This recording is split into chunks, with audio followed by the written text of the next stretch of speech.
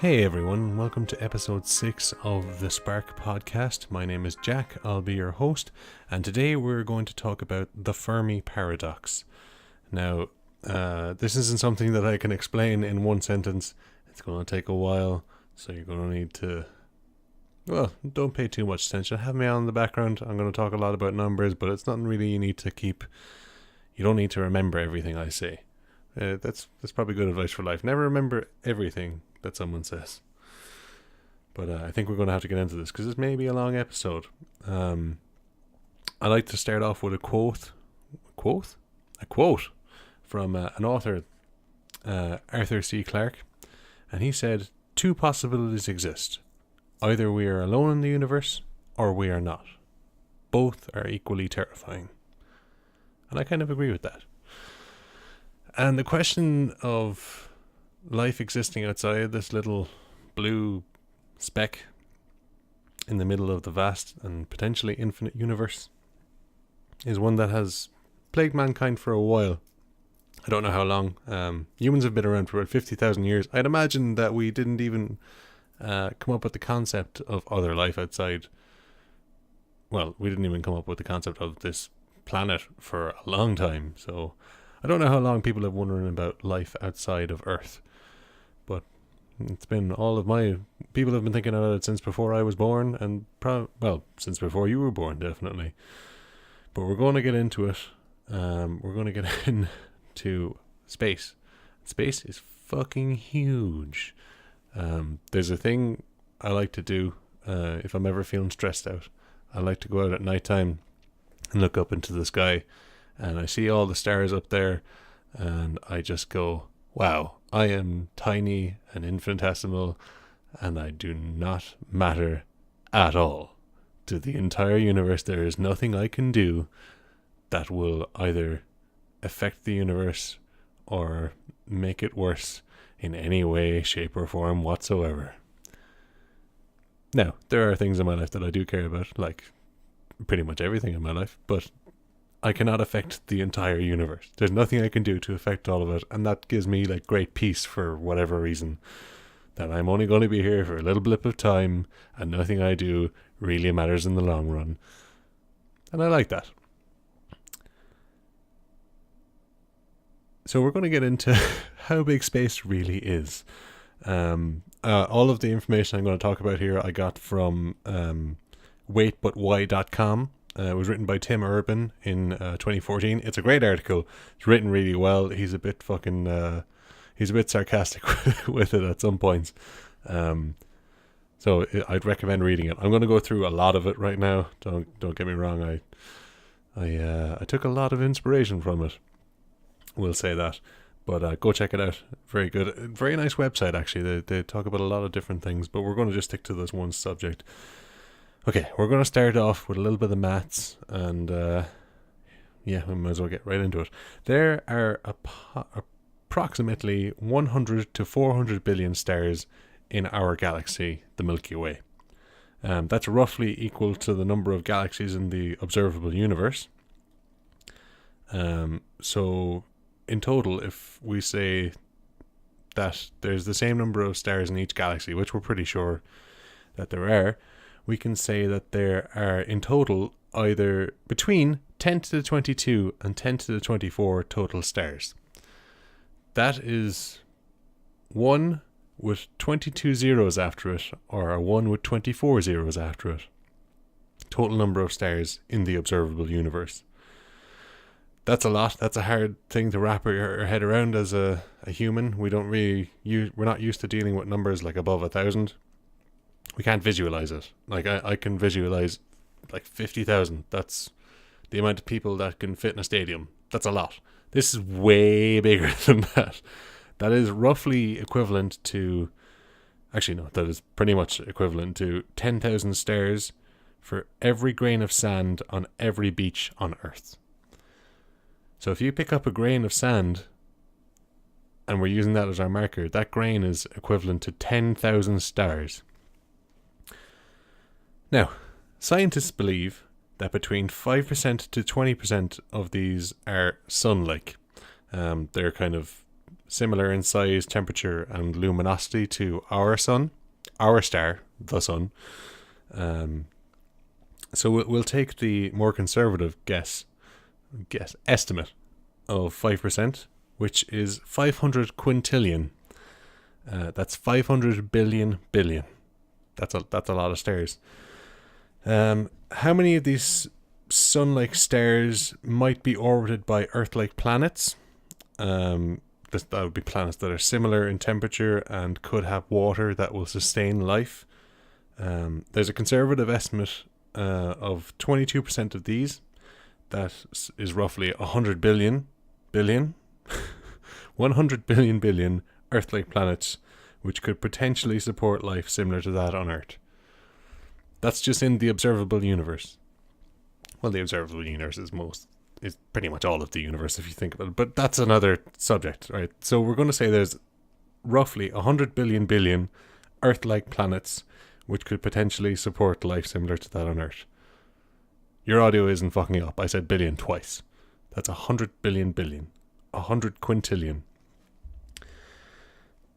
That's 100 Earth-like planets for every grain of sand on Earth. Now let's pretend that 1% of those planets actually do develop life. And let's pretend that 1% of these planets that develop life, the life in that planet advances to the intelligence level like it is here on Earth. That is 10 quadrillion intelligent civilizations in the observable universe. If 1% of those lives, or 1% of those planets develop life, and 1% of those becomes intelligent life up to our level. That's 10 quadrillion, which is 10 million billion.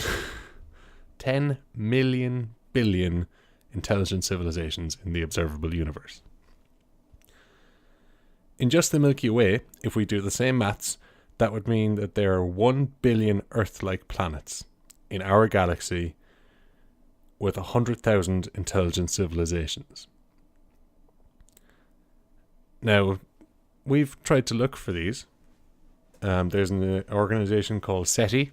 It's an acronym. It stands for the Search for Extraterrestrial Intelligence.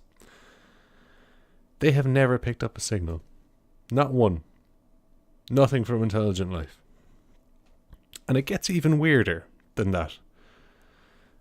It gets even weirder from the possible 100,000 intelligent civilizations in our galaxy alone. Earth is quite young in planet ages. The Earth is 4.54 billion years old. There are far older Earth-like planets around with far older stars. So you can imagine that there are civilizations out there that are way ahead of us.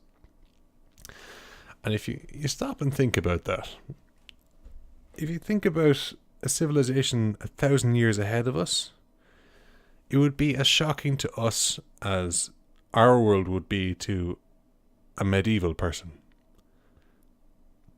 Like, can you imagine a fucking peasant from 1,000 years ago coming into life now? And like, you'd have to explain to him. You'd be like, okay, I suppose the most amazing technological thing is we are all walking around with little computers in our pockets and we can contact anyone on this planet at any point ever, whenever we want to. He'd be like, first off, what are pockets? And two, what the fuck? He'd just go crazy. He wouldn't be able to deal with it. Now, if we think of a civilization that is 1 million years ahead of us, it may be completely incomprehensible. We wouldn't be able to deal with it. It would be think about how far we've come in technology in the last 1,000 years, and then think of 1 million years ahead. Where the fuck are we going to be? Now, there are potential civilizations on planets that are 3.4 billion years ahead of us. That would be totally insane. The way that we kind of group civilizations is a thing that we use. It's called the Kardashev scale. It groups civilizations into three very, very broad categories based on the amount of energy that they use. So there's a type 1, type 2, and type 3 civilization. A type 1 civilization is a civilization that has the ability to use all of the energy on their planet. Now, we're not quite at that stage yet. There was a formula that was developed by Carl Sagan.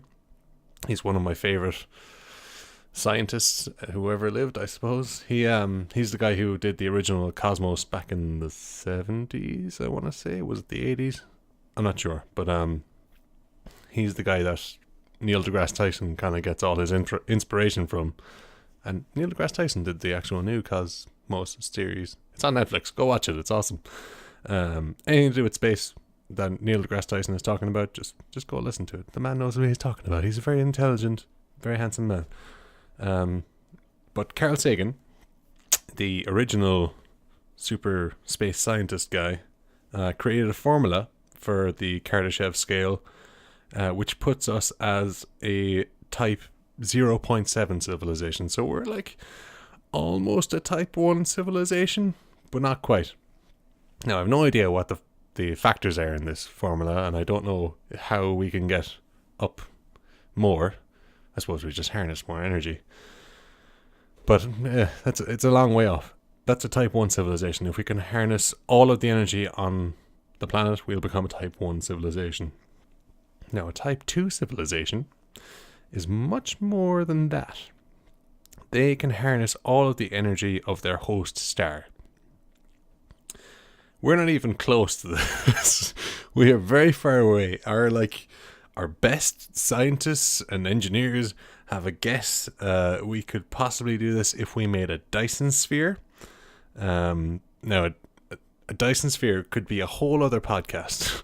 That could be a whole other half an hour of me just trying to explain it. But in short, it would be a giant sphere that has a radius of 1.5 by 10 to the 11 meters. Because I said meters, it's in your brain area. That doesn't seem very large. It's fucking huge. It's big enough to go around the sun and the orbit of Mercury and the orbit of Venus. It's a whole sphere that actually would be 3 meters thick, and it would harness the radiation from the sun, and we could theoretically use that as energy. That's kind of our best guess. It seems very crude. There's also I don't know if it's actually anything in the theory or taken seriously, but there are rings that could be used that wouldn't obviously be as much as a sphere. If we just made a big ring around and harness the energy that way using I actually don't know. I'll know more when I do the podcast. But there's a lot in a Dyson sphere. Just trust me, we're not going to make one anytime soon. I'm almost 100% sure that we will never see one in our lifetime. It would be amazing, but I don't think we ever will. Now, we're going to move on to a type 3 civilization. This is way ahead of the two of those, like way ahead. That a type 3 civilization would be able to harness all of the energy in their entire host galaxy. That is a lot of energy. I know for a fact that we will, well, I don't know for a fact, I know for a fact that I will never see it. Humans may at some point, potentially, but we'll get into that. It's hard to believe, but you got to remember that we were talking about a civilization that may be 3.4 billion years ahead of us. So, a lot happens in a million years, a lot happens in a billion years, and a lot can happen in 3.4 billion years. It's all possible. I'm not saying it doesn't exist, but it could. I'm not saying it does exist, but it could. Sorry. Now, if a Type 3 civilization exists, it would be safe to assume that they have mastered interstellar travel, traveling between stars, and are colonizing their galaxy. Because you gotta get around the galaxy to harness the energy. that's kind of basic. I can understand that bit of it. Unless, they're super intelligent. Maybe there's some way that they can harness the energy without even being there. I don't even know. So, let's say that 1% of intelligent life lives long enough to become a type 3 civilization. Going on the same maths that we were on before with the 100,000 civilizations in the Milky Way, that would mean that at least there are at least 1,000 type 3 civilizations in the Milky Way.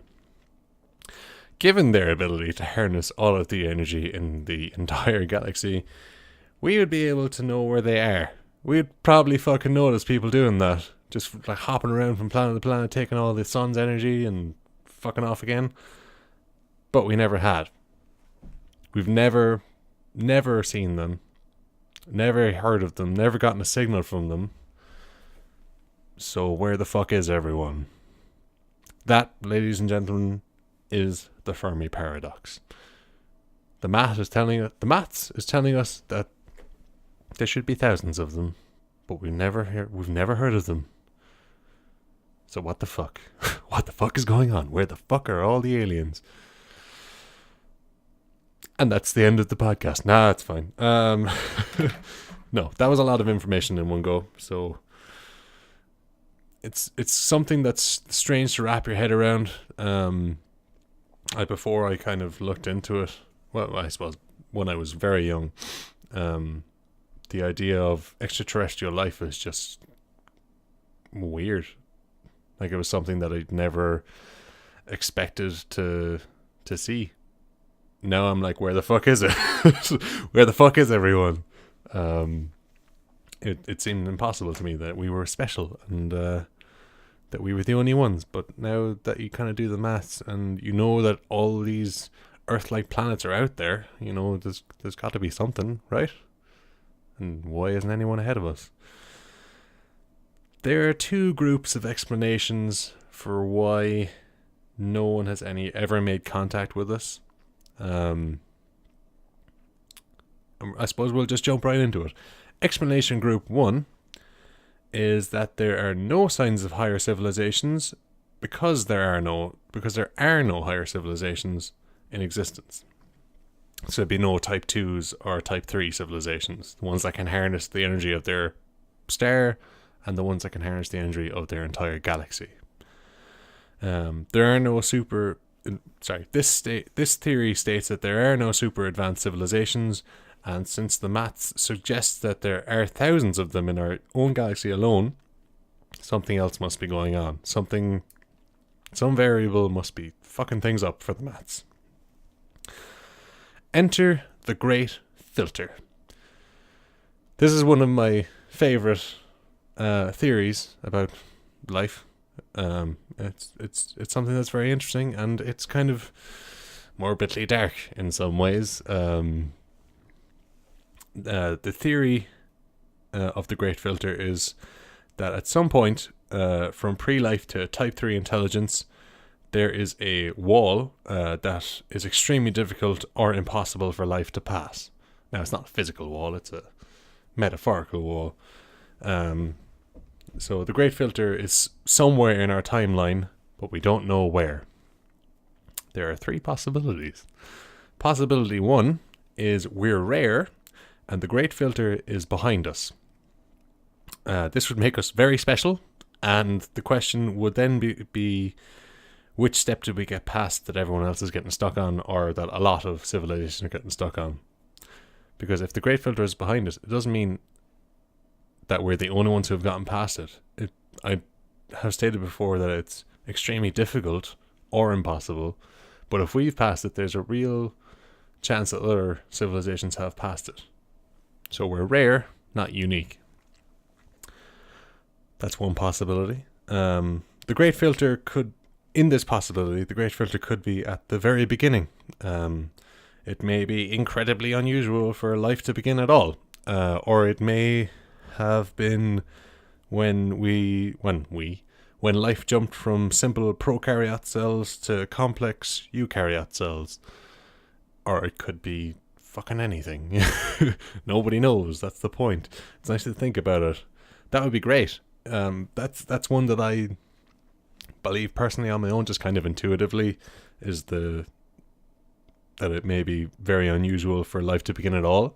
Maybe there's a jump for like just that spark of life just to come in, but I don't know. No, I don't know. That's possibility one, that we're rare and we've passed the great filter. Possibility two is we are the first. We are one of the oldest civilizations, and there are no forms of life that have reached the great filter yet. So it's still ahead of us, but nobody's got there. Nobody knows what it is. Nobody's had to deal with it. We happen to be here at the right time, and we may become one of the first super intelligent civilizations. It's possible. We could be the first. It's unlikely. It's more optimistic than the other two possibilities, especially possibility three, which is we're fucked. We haven't reached the great filter yet. This would suggest that life regularly evolves to where we are, so we're not special at all. Everyone kind of gets to where we are, but something prevents life from going much further beyond our point. We're unlikely to be an exception if this is the case. One great filter could be a cataclysmic natural event, like gamma ray bursts, or a giant meteor like what killed the dinosaurs, and sunbursts, and God, there's loads of stuff in the universe that's coming to kill us. If you really think about it, it's kind of nuts. We're on a tiny little speck, and the only thing that's protecting us is a tiny little layer of gas. Other than that, we're totally exposed. Another great filter that may be in our future is the idea that nearly all intelligent civilizations end up destroying themselves once a certain level of technology is reached. This may be nuclear war or some sort of thing that we haven't gotten to yet. It's the old adage of the dwarves delved too deep and unleashed a great fury upon them, and we just got too smart for our own fucking good and ended up killing ourselves. It's a real possibility. So that's kind of the extent of explanation group one, that there are no higher civilizations out there because there are no higher civilizations out there. They don't exist. Explanation group two, I don't know if there's ways you can feel about this that are kind of better or worse. This is one that is totally up to you to feel about. Explanation group two is that type 2 and type 3 civilizations are out there, and there are logical reasons for why we might not have heard from them. Now, this would mean that we are not special or the first. There's plenty of people like us. Well, I say people, but plenty of civilizations like us. There's nothing unusual about us. Why would we be unusual if there's loads of things like us? And people who subscribe to this explanation emphasize that our search signals only stretch about 100 light years away, which is 0.1% of the galaxy, across the galaxy. So, if you think about it, if they are out there, it's hard to reach them if we're only going, to our doorstep and shouting. We gotta go a bit further than that to find people.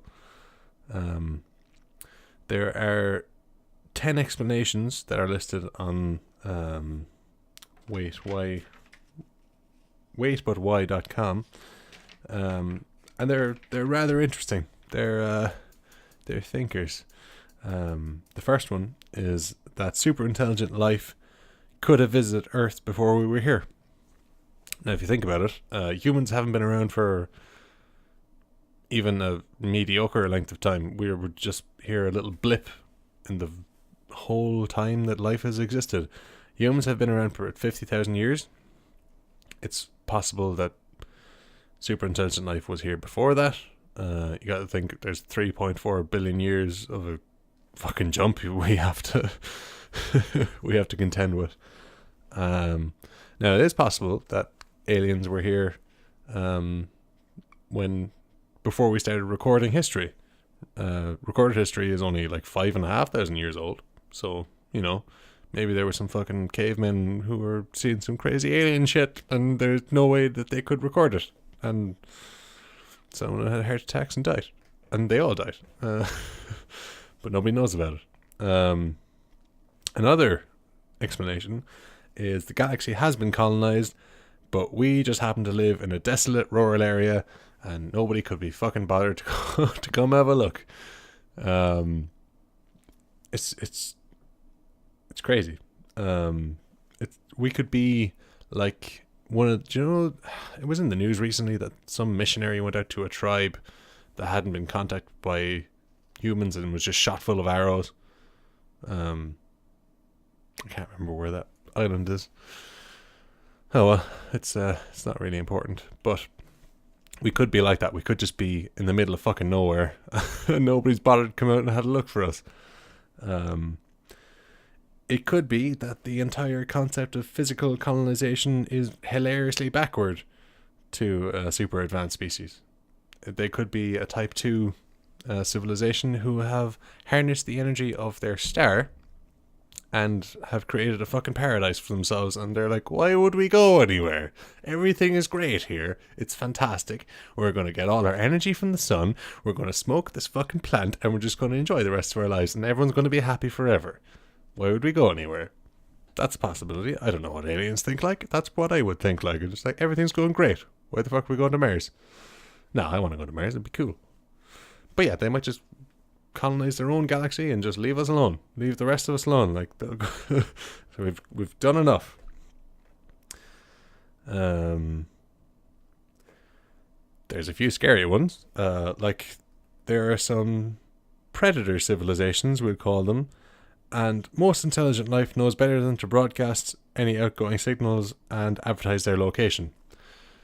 So it may be like you see in some movies, like Predator. That was a good name for that movie. That they're just like, they stumble across us, they notice us, and they go, oh, I'm just going to kill some humans and disappear again.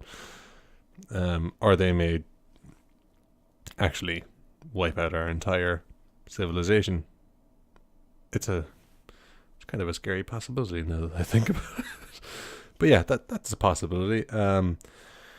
Another one is that there is only one super intelligent civilization that is far more advanced than everyone else and keeps it that way by exterminating anyone that gets past a certain level. They could be like the fucking gatekeepers of the universe. They're just keeping everyone in line and killing everyone that develops super nukes or something like that. I don't know. It's possible. We could be that. We could be that fucking colony. I could see it happening. If fucking dolphins got a bit too smart, we gotta kill these dolphins, man. They're gonna take over the fucking world. I could see it happening. Or chimps develop fucking machine guns, and then we got a real fucking problem on our hands, and we gotta kill all the chimps. It could happen. Actually, speaking of chimps, I think they recently went into the Stone Age. I don't know if that was real news. I've kind of heard that on the radio every now and again. But, they're moving along. But back to space and aliens. Another explanation could be that there's plenty of activity and noise out there, but our technology is just too primitive and we're listening for the wrong things, which would be awful. Like, that would be so disheartening if we were just too stupid to, not too stupid, but we just weren't able to see it. They're just right there. There's also the conspiracy theory that we are receiving contact from intelligent life, but the government is hiding it from us. Now, to me, that's kind of fucking stupid. What's the benefit of of hiding aliens from us? You just stop mass panic. I wouldn't panic. I'd be like, awesome, there's fucking aliens out there. Like, what can they teach us? And are they going to kill us? Are they those predator ones? Hopefully not. There is the theory that higher civilizations are aware of us and they're just observing us. This is also known as the zoo hypothesis. Earth could be like some sort of protected national park with a kind of look but don't touch rule. They're just kind of keeping an eye on us, making sure we're taking along fine, and then before the Armageddon kicks in, they're just going to intervene and be like, stop killing each other, and aliens are real.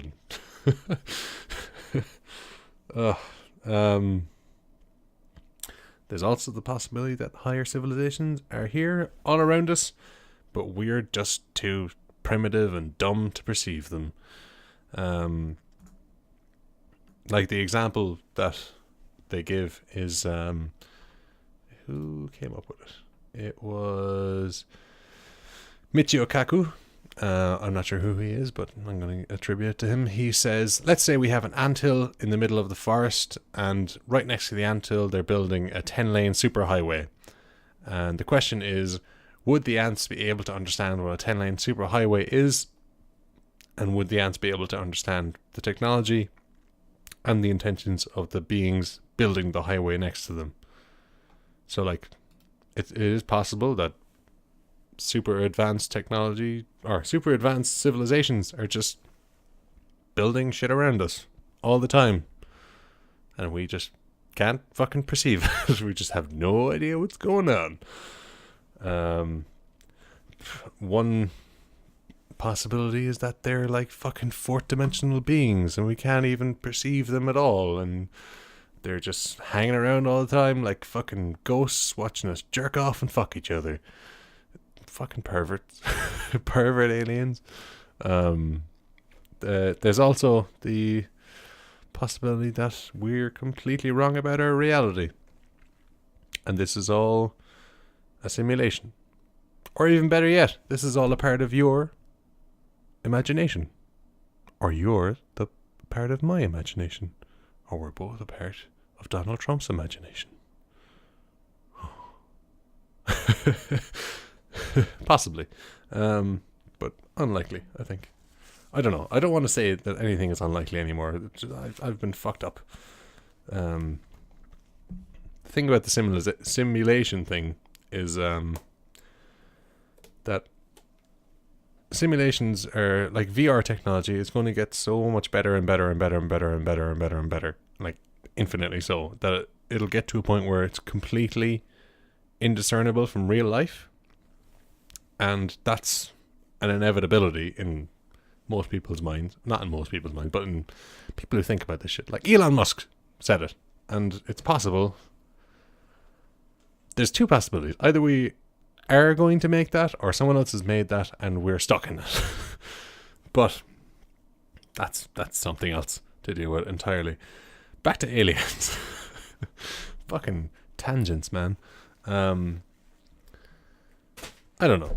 I don't know what's going on. There could be aliens out there. There could be aliens right outside my fucking door right now. Nobody will know. Nobody knows. Nobody knows. We've all got our theories and our ideas, but nobody can tell you with exact proof where life is from. I fully believe that there's going to be life in the galaxy, and it's going to be like primitive life, single-celled life forms, and I would be fucking amazed by it. I don't believe it. I hope it's going to happen. It would be amazing. It would be like fantastic if we just found some fucking cells on Mars, like in those water caps or whatever. It would be cool. But then you have other things like, what are they called? They're called water bears, and they're like little, I don't know if they're single-celled or multi-celled organisms. They're very, very small, like microscopic creatures that can live pretty much anywhere. They can live in the vacuum of space. It's fucking crazy. You know? There's also like the theory that we're aliens and that we were just put here as kind of fertilizer for Earth, and we're just turning it into some sort of fucking hostile holiday getaway for other aliens, just slowly. Like there's so many possibilities to what Earth is, what life is, why life started in the first place. Are we the only ones? Is there loads of them that we can't see? Nobody fucking knows. I never know. I'll never know. No wheel. Like, okay, maybe fucking tomorrow they'll just be like, oh, we found all the aliens. They were just fucking behind Venus. They were just all chilling out back there and we never saw them. It could happen. It could happen tomorrow. It could happen today. It might have happened 50 years ago and Area 51 is keeping it on lockdown. I feel like Donald Trump would have fucked up and told us all, though. He'd have been like, oh, there's also aliens, by the way. But yeah, it's something that I think about every now and again. Are we alone in the universe? Or are we not? I don't think I'm ever going to find out. But I like to think about it. I think that's enough for today. I think I'm rambling enough. Thanks for listening, guys. And hopefully it wasn't confusing. Hopefully it was kind of cohesive and I got my point across. Thank you for listening. Bye-bye. Okay, this episode of the podcast was a bit longer than usual. I say a bit longer, it was a little bit longer. I wrote a lot more notes because I feel like my defibrillator podcast last week was a bit rushed. It also came out late. But that's totally my own fault. I kind of let it go on a bit too much. And this was also something that I think about on a day-to-day basis. Not the defibrillator one, this Fermi Paradox. Because I fucking love space, man. It's something I love to talk about, something I love to think about. And it's just something that keeps me taking over. But hopefully you enjoyed this one. I have a lot of space ones to do. Like dark matter and fucking dark energy and flat earth, which is going to be an interesting one. I think the next week's episode is going to be something that I know absolutely nothing about. I'm going to try to learn as much as I can. So next week, we're going to talk about deja vu.